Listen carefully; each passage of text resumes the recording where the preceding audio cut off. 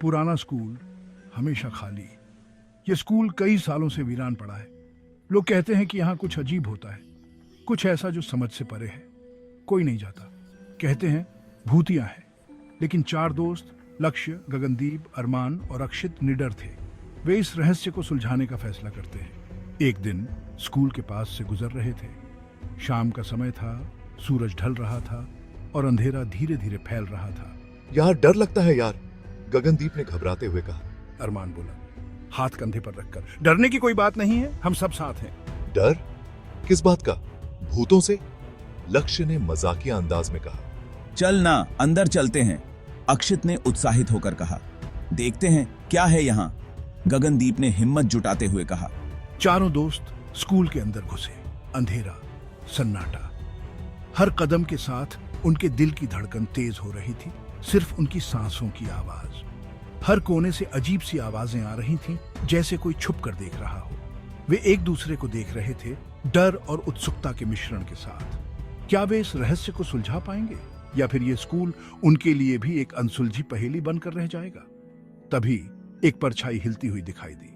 सबकी सांसें थम गईं। क्या यह सच में भूत था, या फिर उनकी आंखों का धोखा?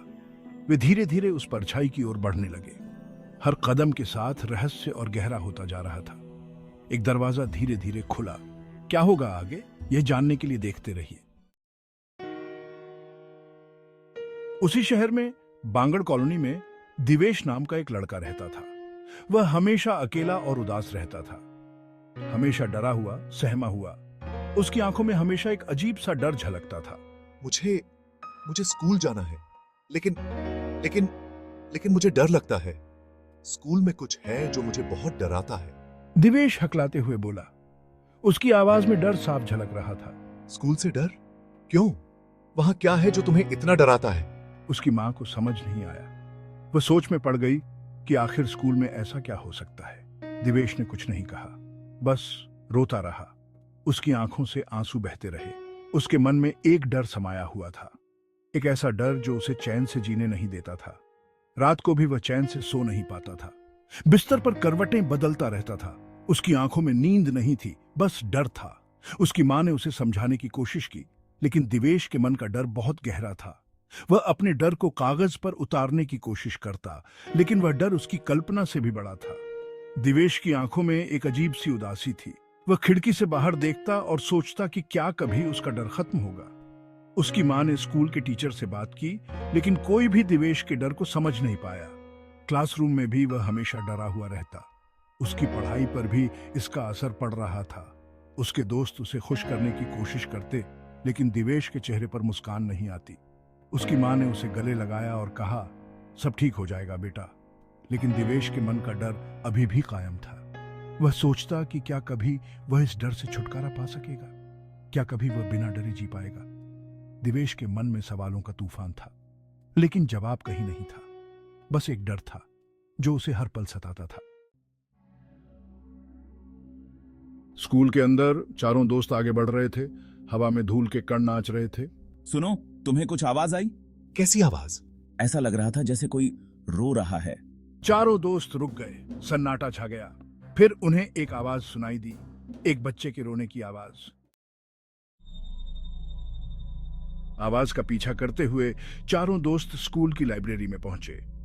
यह लाइब्रेरी बहुत पुरानी और रहस्यमयी थी, जैसे कि इसमें कई सालों से कोई नहीं आया हो। लाइब्रेरी में धूल जमी हुई थी। हर कोने में धूल की मोटी परतें थीं और ऐसा लग रहा था जैसे समय यहां थम सा गया हो। किताबें इधर उधर बिखरी पड़ी थीं। कुछ किताबें फर्श पर गिरी हुई थीं और कुछ अलमारियों से आधी बाहर लटकी हुई थीं, मानो किसी ने उन्हें जल्दबाजी में खींचा हो। और तभी उन्होंने उसे देखा। एक अजीब सी सिहरन उनके शरीर में दौड़ गई जब उन्होंने उस आकृति को देखा। एक धुंधली सी आकृति खिड़की के पास खड़ी थी।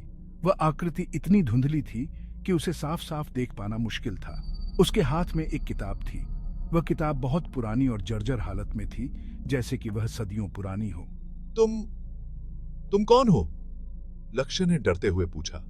उसकी आवाज में डर और जिज्ञासा दोनों थे। लक्ष्य की आवाज थोड़ी कांप रही थी। उसके दिल की धड़कनें तेज हो गई थीं और उसके हाथ पसीने से भीग गए थे। आकृति ने पलटकर उनकी तरफ देखा।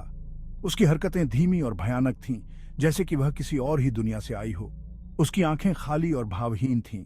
उन आंखों में कोई जीवन नहीं था और उन्हें देखकर ऐसा लग रहा था जैसे वे सीधे आत्मा के अंदर झांक रही हों।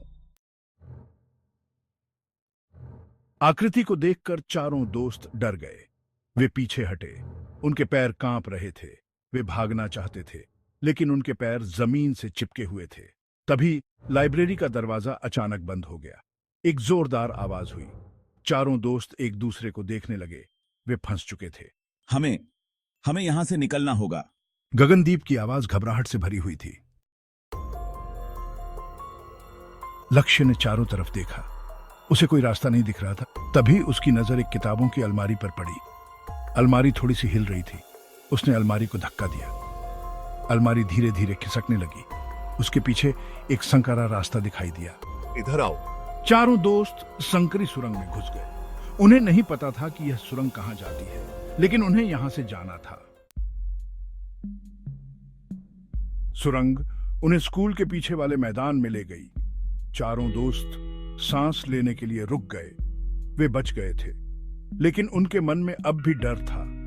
उन्होंने जो देखा था उसे वे कभी नहीं भूल सकते थे। और दिवेश, वह अभी भी डरा हुआ था। उसका डर अभी खत्म नहीं हुआ था। उसे क्या पता था कि उसका डर इस भूतिया स्कूल से जुड़ा हुआ है।